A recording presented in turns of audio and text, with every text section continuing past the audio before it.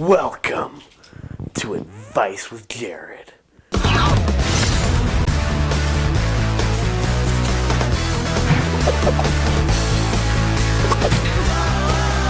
know it's been a while since we last spoke, but I'm gonna be honest, I've just been lazy.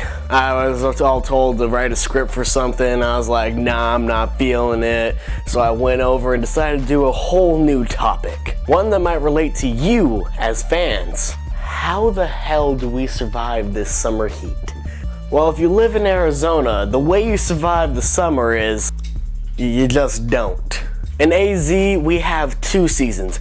Hot, and it's really fucking hot. Basically, if you come to visit Arizona, you're not a local or veteran of the Arizona summer. Your first goal is to find someplace with AC, someplace kinda cold. Or, the other strategy if you're not an Arizona local is die. Once you've lived in the Arizona summer for about 1 or 2 years, you kinda got used to it. There is a fine line between tolerance and so dehydrated that you can't remember that you're hot. Which brings me to my first point. Water. You drink water. You drench yourself in water. You love water. Water is your friend. Whoa, I'm in the ocean. Swim, Jared. Swim and drink. See, water is a key component to not collapsing on the ground and dying from some fucked up heat death. Or as I like to call it, FUD. Because that's the last sound you make when you hit the ground. Damn, this beach is nice. Really relaxing. Makes you forget about home. Whoa. I'm in space. How did that happen? Oh shit. Whoa. Try to think of something for this. Where am I now, Cody?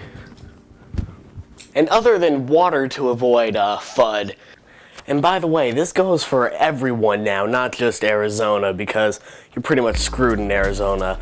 Let's just go on to some other useful topics that maybe might help you in, let's say, not Arizona. You should plan each movement that you make. Because let's be honest, your goal really is to get back inside. That is your main goal. So each movement is planned. But if you have the option to go from your air-conditioned house to your air-conditioned garage to your air-conditioned car and drive all the way to some other air-conditioned location, take that option. But if you aren't as lucky, then maybe you have to do a little more planning than just that. Okay, I start in my air-conditioned home. I dash through the shaded trees. That's when I reach the park, and I wait under the canopy. And at 3:15, the sprinklers will turn on. And that's when I go through the sprinklers. And when I finally got past the sprinklers at the end of the park, I'm going to sprint to the trees. That's when I have approximately 30 seconds to find the next shaded area. I roll under the trees of the shade, and that's when I see Cody's house, and I egg it. And then I wait until sundown to depart again. And I know I said a bunch of bad things about summer, but there is one perk. Hot girls will wear less clothes. At the beach, at the pool, in a restaurant, in a church. Girls in bikinis, girls in bikinis. Girls in bikinis. Girls in bikinis. And that is all day, every day, so stay single.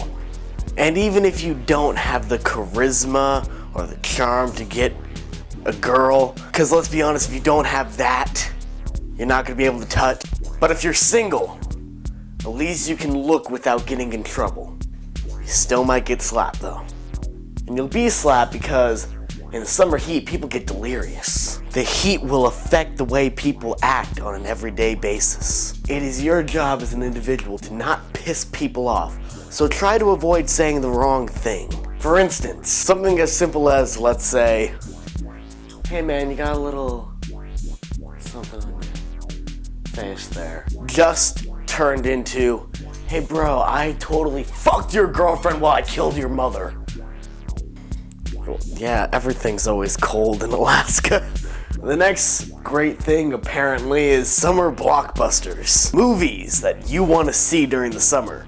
They're kind of like winter, spring, and fall blockbusters, but it's so damn hot out that you are hallucinating and you actually believe you're in the movie, so they seem just that much better. There are also public pools, aka toilets. Summer concerts like Warped Tour. I did get to go. Work. Oh yeah, summer jobs. If you're not careful, your summer job can become your job. For instance, take, let's say, some famous Mexican fast food restaurant corporation, and let's say some young individual, very handsome, very smart, funny, creative individual, decides to get a job there, the summer after his sophomore year, and ends up working there for 2 additional years. He tends to hate his life. Summer sucks. So if you find yourself indoors with the cool refreshment, watching the new Hollywood blockbuster, and you somehow have some money in your pocket from a new job that you have attained because you're no longer in school and there are a bunch of little punks just like you running around, and you're hating your life and you need water and you're sweating your ass off and you can't think and you think you're gonna die, it's probably summer. This has been Advice with Jared. Thank you.